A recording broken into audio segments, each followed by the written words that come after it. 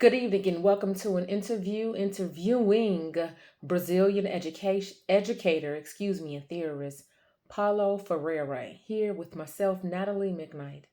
And my first question for you would be if you could presently travel to anywhere in the world to plant one of your educational programs and learning systems that is known in the education for the oppressed, what locations would you go to? Mr. Ferrere would answer. He would return to his home first and choose a different location than before to educate the oppressed, to educate those that are impoverished and those that are in need. His second location would be returning to Africa as he has traveled there before. Africa will be another and main returning location as there's such a great need to educate those, as he said in our textbook. Those that are poor are not encouraged to follow their dreams. They are oppressed, and it's assumed that they don't have dreams just because of their financial circumstance and situation. And the third place would be Chicago. And the reason he chose Chicago is because of the televised violence that's being reported. He knows and is concerned about the children.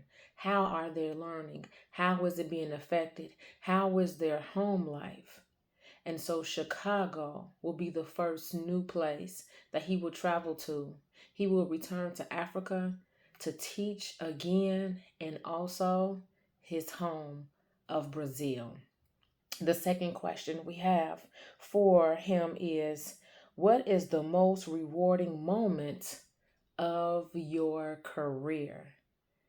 The most rewarding moment of his career is actually witnessing those whom he has taught retain knowledge, information, get on their feet, turn their life around, and become the change that he has done with his life. Not meaning that they go get a doctorate like he did, they go get a bachelor's like he did, but they, with education, empower themselves to change their current situation, never to return. Thank you, Doctor. Interview is not over yet. There are more questions for you, sir. The third question is: do you regret your upbringing? Please explain. And what would you have changed, if anything? Dr. Ferrere would say, I would not change anything. But because of my beginnings, I chose to thrive. I chose to rise above. It was the fuel that catapulted me to where I am today. I would not change a thing. Cause had everything been perfect, would I still have the same motivation, determination, and organization that I use to make me one of the world's significant theorists of the world? He would not change a thing. He would keep it the same so that it would ensure he would be exactly who he is today. What is your message to those that have the same upbringing as you? What would you like to say to them? Not from behind the camera, but to their faces, in their own personal spaces. What would be your words to them? And what he would share would be his background being a mirror of what their present situation is. Dr. Ferrere would remind them of his upbringing and let that be a testament of what they can become.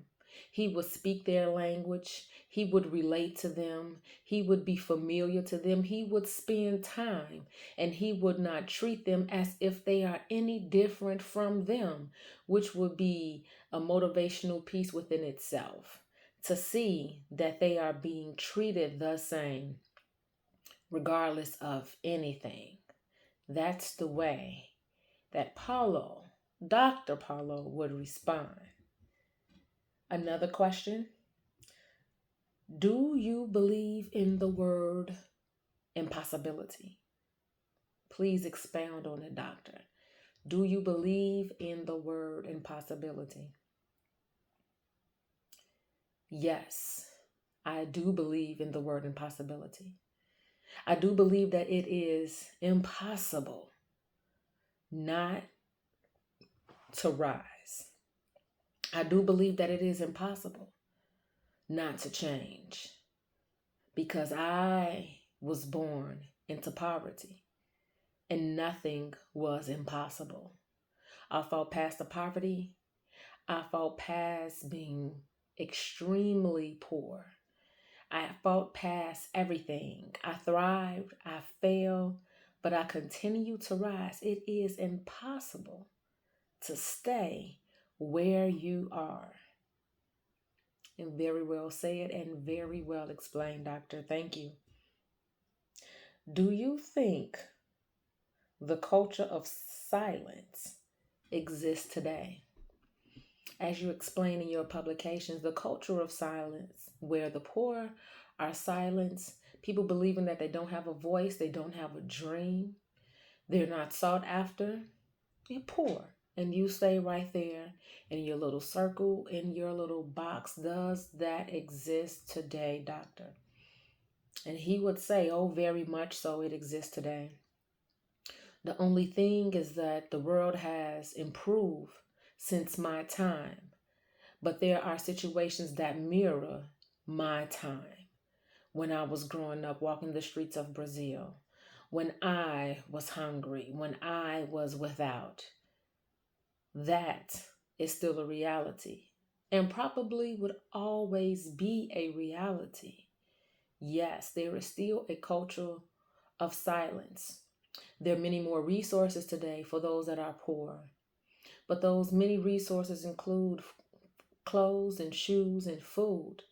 But how many educational opportunities? The opportunity that I provided is I went to them and planted education and planted a school. Not many of those that are poor are going to get up and go to the school themselves. I became the traveling school on wheels. I was the missionary of education, as I have been told, as I have been viewed as such. But the culture of silence will always exist. This is what I believe. Doctor, I want to thank you very much for sharing with us this evening. Take care. God bless and good night.